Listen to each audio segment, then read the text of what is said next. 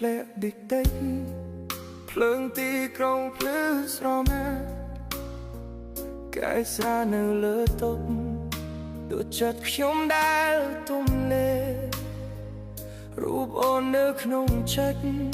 មិនព្រមចេញពីខួរក្បាលពេលខ្ញុំបិទភ្នែកម្ដងណាសំឡេងអូនលាន់លឺឡើងវិញខ្ញុំមិនមែនខ្លាំងដូចមុនមិនអាចញញឹមបនលប់ចិត្តដែលធ្លាប់គិតដល់អូនថ្ងៃនេះសល់តែភាពស្មោកស្ងាត់យប់នេះខ្ញុំចង់ស្រវឹង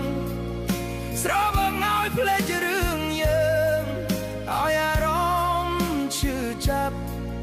លងបាត់ក្នុងអាកាសយប់នេះខ្ញុំចង់ស្រវឹងមិនចង់គិតពីអូនទៀតបើភ្លេចអូនមិនបានសូមឲ្យស្រវឹងជំនួមិត្តភក្តិនិយាយលួងលោមថាពេលវេលានឹងព្យាបាល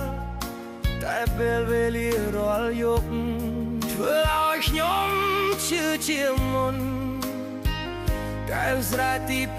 2ទី3មិនអាចលៀងស្នាមចិត្ត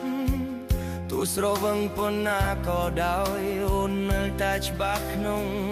ចិត្តបើអូនមានថ្មី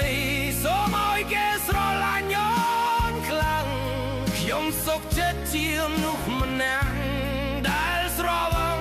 ក្នុងអាដិតយប់នេះខ្ញុំចង់ស្រវឹងឲ្យភ្លេចស្នេហ៍ទោះព្រឹកមកនឹងឈឺវិញក៏ខ្ញុំយល់ព្រមដែរ